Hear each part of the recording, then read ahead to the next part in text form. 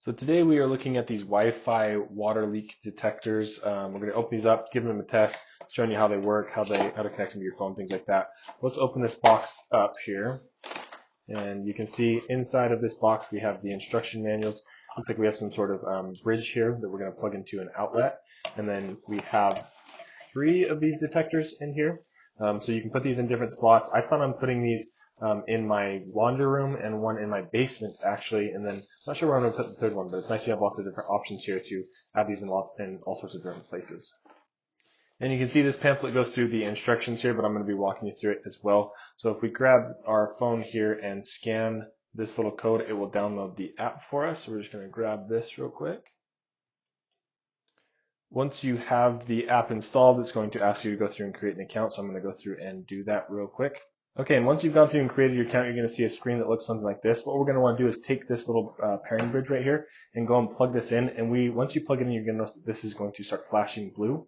If it's not flashing, then just hold this down for 5 seconds. That will put it in pairing mode. So we're going to plug this in right here. You can see just like that, and you can see this is already starting to flash. If it's not, like I said, hold this down for 5 seconds and it will start flashing. So you can see it stopped flashing there for a second. So we're going to hold this down.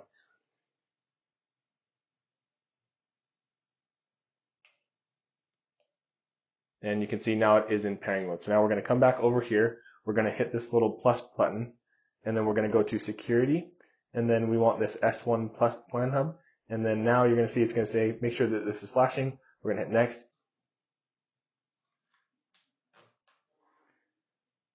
And then you can see this is going to come up with your bridge. So make sure you enable all those permissions so that it will connect to the device. See, then we're going to hit next here. And now it is going to ask for your network. So once you put in your Wi-Fi, it's going to do this, and it's going to start connecting.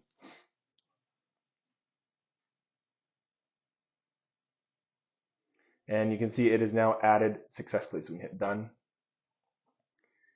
And here we have our 3 different sensors. So now you can see we are connected, and it automatically added our devices, which is really nice. Okay, so now let's go and give this thing a test. So when you open this up, you're going to see that you have the 2 sensors here. So those sensors are what detects the water. So as soon as those get wet, what should happen is we'll hear a notification on our phone, and then our little bridge right here will also sound an alarm letting you know, hey, the water is going off on this thing. If you ever wanted to change the battery on this, you can see if you just take a coin or something and open this up, you'll have access to the battery here, just like that. You can see there you can go through and change that battery super easily. So we're going to place that right there. We're going to pour some water in here and see how long it takes it to sense that. Oh wow, almost right away. You can see, so I'm getting a notification. This is going off. If I wanted to dismiss the alarm, I can just hit right there. You can see this thing is going off. If you wanted to turn up the volume on this, you could do so. Make that even louder, or turn it down as well. So a very cool feature there. Just dismiss it on my phone. But you can see just how fast that actually did detect the water. So that is awesome. You can see the status water is leaking on this one right here. So it's telling me, yeah, just right here, water is leaking, dry status, water leaking here. So that is super cool. The main reason why I got these is because I've been getting some problems with water in my windowsill. You can see I got a ton of snow in here.